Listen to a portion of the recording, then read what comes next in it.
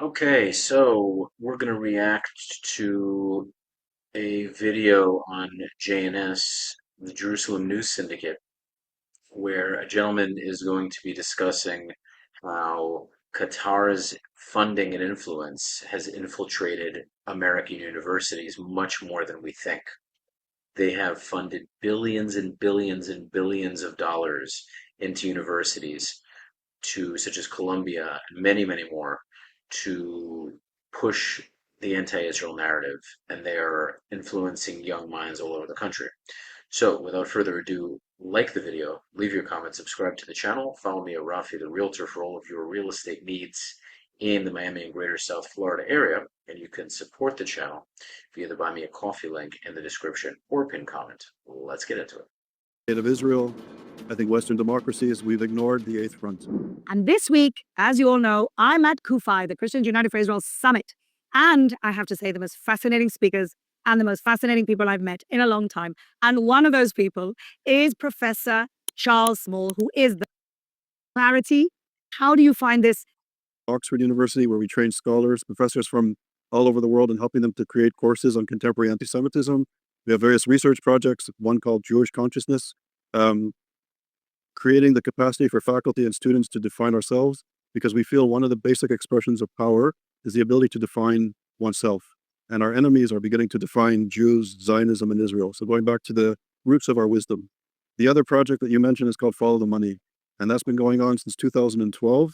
And we've been looking at the influence of the Muslim Brotherhood in Western democratic societies, in Europe, in Canada, in South Africa, Australia, and the United States. In the US, we found over 100 billion, with a B, dollars going from the Muslim Brotherhood, the Qatari regime, into American universities and higher education. And this has been going on for decades. And I believe this is part of the reason why we see an explosion of anti-Semitism, of Jew hatred, of anti-Israeli sentiment in the finest universities in the United States and the Western world. So for decades, there's been paid for indoctrination in academia. Absolutely. And you're in academia here. Yeah. We know that there's laws against it. We know how they've circumvented that laws. How do we stop it? So, in a way, we haven't been on the Eighth Front. We haven't. No. We smell asleep. The Jewish community, the State of Israel, I think Western democracies, we've ignored the Eighth Front. Scholars who went through good universities starting in the 1970s, the 1980s, the 90s, we knew something wasn't right. The portrayal of Israel as sort of a foreign entity, as a racist colonial entity, that was part of the intellectual landscape. Manufactured? Absolutely. By this money. Money played a significant role. I think there's also, without getting too esoteric, we're in a postmodern age, postmodernity. Well, that's what Gad Saad said to me. They found fertile ground with people who are already thinking, in moral relativism and all that. Absolutely. So moral relativism plays a role. Anti-Western sentiment, notions of anti-Western hegemony on the radical left is part of the intellectual discourse. And what's alarming, you have people on the so-called intellectual left, people like Judith Butler, Michel Foucault, Edward Said, who are in bed with radical political Islam. Yeah. Radical political Islam, I would argue, is a perversion of the great religion of Islam.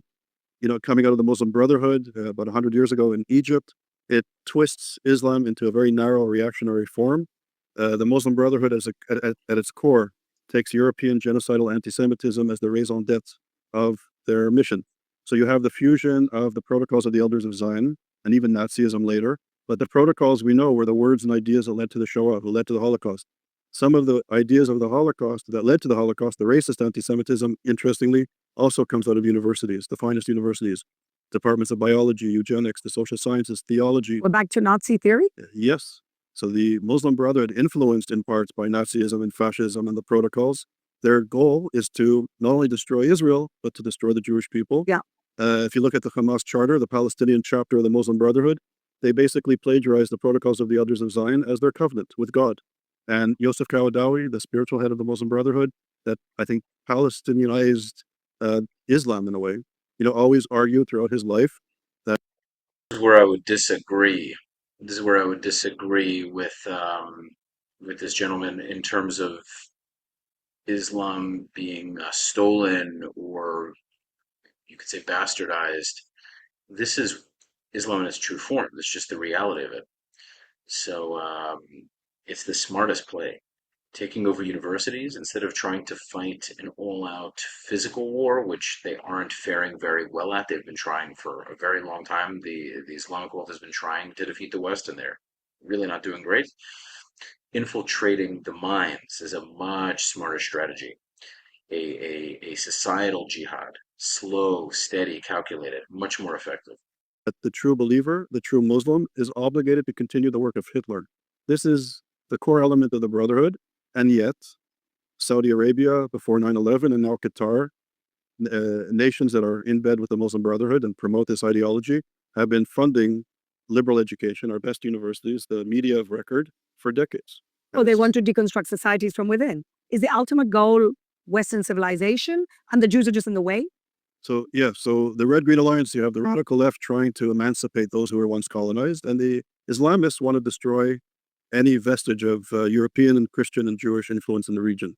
So there's this Red Green Alliance. And the goal of the Muslim Brotherhood is to move Israel, and this is their stated objective from 50 years ago, is to move Israel away from the United States and the West, to weaken and alienate it. And 50 years ago, the Muslim Brotherhood articulated that once Israel is marginalized and weakened, to use anti-Semitism to weaken and destroy the United States and the West. So start with the little Satan and then go to the big Satan. And their role is to destroy democracy and replace it with a twisted view of Islam. But we don't just see this in academia. We see this also now in American politics, don't we? Absolutely. So people like Mandani, which, encompasses the He's so-called... the baby of Islamism and Marxism. Yeah. If it was ever to have a baby, that's him. Yeah, he's the epitome of the Red Green Alliance. Yeah. Sophisticated, smart, committed, Eloquent. second generation of intellectual and cultural giants. His mother's a renowned filmmaker. His father's a professor at Columbia. And he's although born in Africa, he's the second generation of sort of Muslim Brotherhood influenced, cream of the crop productions of our cultural institutions. And he's pushing to move Israel away from the United States. He's pushing an insidious anti-Semitic agenda, and he's also trying to weaken democratic countries.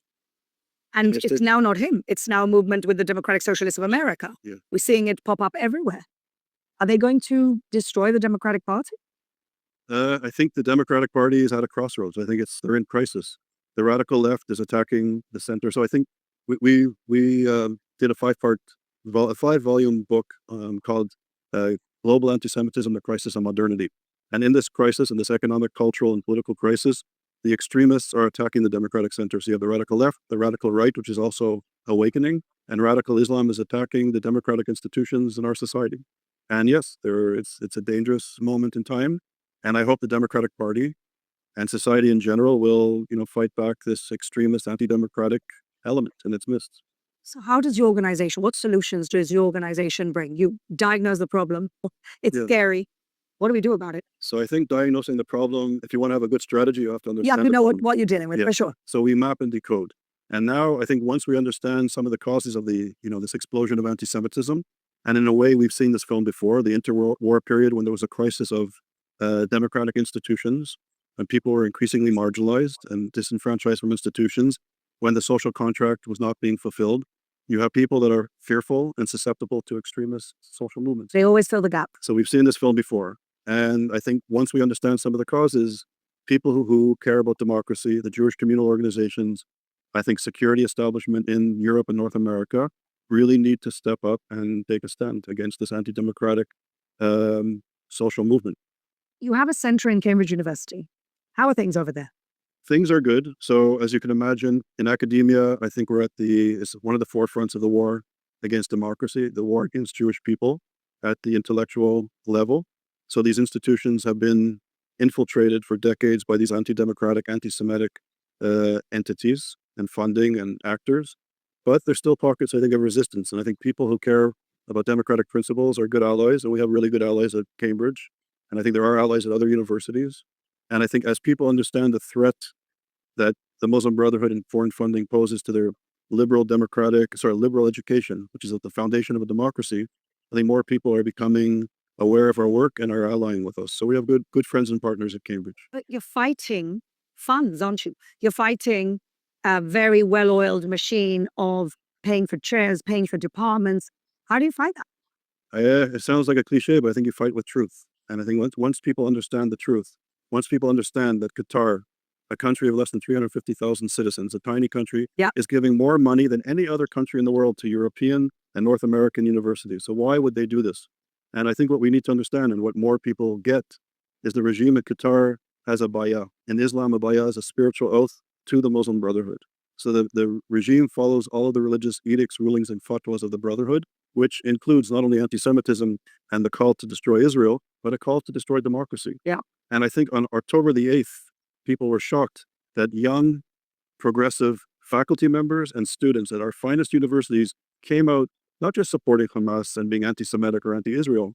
You had young people who claimed to be progressive, men, women, gay people, progressive people, supporting an anti-intellectual movement, an anti-democratic movement, a sexist movement, a homophobic movement, and a genocidal movement. So I think this, caused concern. It was almost like a directive. It was almost like they got their orders, and there they were. The bodies weren't even cold No. of the Israelis that had been massacred, and there they were. Look, I remember, I've told the story before, I went about 10 days after October the 7th to a teach-in at the School of Social Work at Columbia University. Columbia University is one of the best universities in the world. The faculty there, the professors, the doctoral students are some of the finest intellectuals in the world. They're masters of the literature. These are serious intellectuals. And these professors and doctoral students were arguing from the river to the sea, the land has to be liberated from the occupation, that violence was necessary, by any means necessary, and they were justifying it with the most sophisticated intellectual discourse. Of course. Professors of gender studies, literary criticism, philosophy, making the arguments. Professors of gender studies were justifying the fact that I would call them Jewish Israeli women, that they were massacred and tortured and violated. I would call them Jewish Israeli women. These intellectuals were calling them occupiers, and they were saying that even the torture, even rape, murder, was justified until the occupation ends. These were professors of gender studies using sophisticated intellectual arguments. They also went on to say that anybody that supports the Zionist occupying apartheid regime also needs to be resisted by any means necessary. They were calling for the violence and murder against their fellow colleagues, students, staff members, and professors at Columbia University. This is the discourse. These are the people teaching at our finest universities, and now in its second generation, people coming out of good universities are now professors. They're at the media of record. They're journalists at the best media outlets around the world, and now they're entering into the political institutions and parties in our country. So this is a crisis. It's a crisis. Does it have a solution? It has a solution if people who care about democracy step up. I always say I'm Jewish because my mother's Jewish, and I'm very proud that I'm part of this amazing heritage and wisdom. But to be a citizen in a democracy, we have a choice. Every generation has to reinvigorate and defend our democratic societies and hopefully expand democratic culture and thought. And we're under attack. And I think if the state of Israel, if the Jewish community, if leaders in the Western world really step up and defend democracy, there is nothing we cannot do. And I think, even looking at Israel on the 7 fronts in the Kinetic War since October the 7th, what they've achieved is beyond my imagination, right? It's incredible. If we take the same sechel, creativity, focus, and energy into fighting the 8th front, I'm sure that we can win this easily. I agree, and my stomachache always is the fact that the government of Israel has never taken the 8th front seriously. There's an arrogance. They don't understand that we're in hybrid warfare, and the hybrid is kinetic and narrative. And I'm not even sure we're there yet in terms of... I actually had Flora on my show, and if you haven't seen it, I highly suggest taking a moment to go check it out because we covered this exactly. And she talks about how there needs to be an army-like structure in handling this media war, and all of the people that are speaking up in favor of Israel, whether they're Jewish or not, there needs to be a chain of command. There needs to be, kind of a way of going about it instead of just throwing darts at the wall. If the IDF is as strategic as it is, the 8th front needs to also be strategic. And I think she's very, very correct on that. Some of our research is changing policy, which is, maybe a medium-term strategy. But I think ultimately the generational struggle, which is the essential struggle, will take at least a generation. And that's over the battle of ideas. Only if we start now. We're not started, have we? I think some of us are starting it, but we have a beachhead. I think we're making progress. There's, the field of the study of anti-Semitism in the last few years is growing. We have more colleagues. I think there are people who are not really dealing directly with anti-Semitism, that are getting concerned about these anti-democratic forces in academia, in the media, and from the classroom to the encampment to our streets, security forces in Europe and North America are well aware of the challenge. Sometimes I think that the only solution is really when the Muslim Brotherhood reveals itself, which it's already happening, right? So a scorpion can only remain a scorpion. Even if they're crossing the river on a turtle, they'll bite the turtle and they both go down. Right. If they were a little bit more patient, none of us would have realized. And then they could have really done a takeover, but it's showing its face. Yeah. Yeah. I mean, we see in the UK the backlash now with characters such as Tommy Robinson and Nigel Farage, the anti-immigration party, a wave in Europe of trying to change immigration policies because they're bringing in radicalized, or even worse, they radicalize in Europe. Yeah. There's some young men just want a new life and they radicalize in Europe. Do you think that maybe the only solution is them being a scorpion, being the scorpion that they are? The Chinese proverb says you cannot wake up a dog that's pretending to sleep. I think many of us are pretending to sleep. I think if we wake up and deal with the challenge, I am sure we'll be successful. The Brotherhood is powerful because they're acting with impunity. There's no cost to what they're doing. Yeah. And I think, people are selling out our next generation of, democratic citizenship. And we need to take a stand. Universities taking money, at Cornell University, for example, $10 billion that we discovered, and I'm sure there's more. Georgetown, $1 billion, Texas A&M, $1.3 billion. The list goes on and on, up to $100 billion. They're taking money from entities that want to destroy democracy, from entities that want to destroy what a liberal education is, from the freedom of speech they have to even talk like this. Entities that want to subjugate education, that don't allow women to go to school. Yeah. So it's astounding. So our institutions need to be called out for not defending our future. What gives you a reason not to sleep? And what gives you a reason to be optimistic? It's a good question. So I think what gives me reason to be optimistic, I work with incredible people, amazing people, so that's a blessing. I think the story, the legacy, the lessons of Jewish wisdom, our way of life, we have the ability to sustain and to develop and to adapt and to maintain despite the challenges. So I think what our ancestors have taught us, what the state of Israel teaches us, is something that we have to give us hope. I think that the people who established the state of Israel from the ashes of the Holocaust, from the refugees of Middle Eastern, North African countries, what they did to create this nation that's so vibrant and becoming such an economic success and a technological success and a democratic success on the front line of these anti-democratic social movements that have a culture of death, that we're standing up to it, is astounding, and it gives me hope. And if Israel can exist in 2026 the way it does, I think this is the lesson for anybody who cares about a democratic future or for a Jewish future. Amen. I want to share your optimism. To me, optimism is also the fact that there are some Arab countries who have done their best and have succeeded in de-radicalizing their societies. Absolutely. We have really, I think, good allies who understand, maybe much more than we in the West understand. Yep. They understand the threat of this insidious anti-human. So we have amazing allies who understand the mind of the enemy. We need to learn and become educated from their experience and use our talents and our resources to fight back. Professor Smalls, thank you so much for the incredibly important work, life-changing work that you're doing. And we hope to see you in Jerusalem soon. Amen. Me too. Really, thank you for it. So you heard it there first. Flor is such an amazing person. She's brilliant. She's articulate. She knows what she's talking about. I think she is so powerful in this space, in the media space, in helping Israel with the challenges, the Jewish people in general, the challenges that we're facing now in the media. And we're lucky to have her. So make sure to subscribe, like, leave your comments. Follow me, Rafi the Realtor, for all of your real estate needs in Miami and the greater South Florida area. And you can support my work via the Buy Me a Coffee link in the pinned comment or description. Thank you for tuning in. I hope you'll tune in to the next episode. Peace.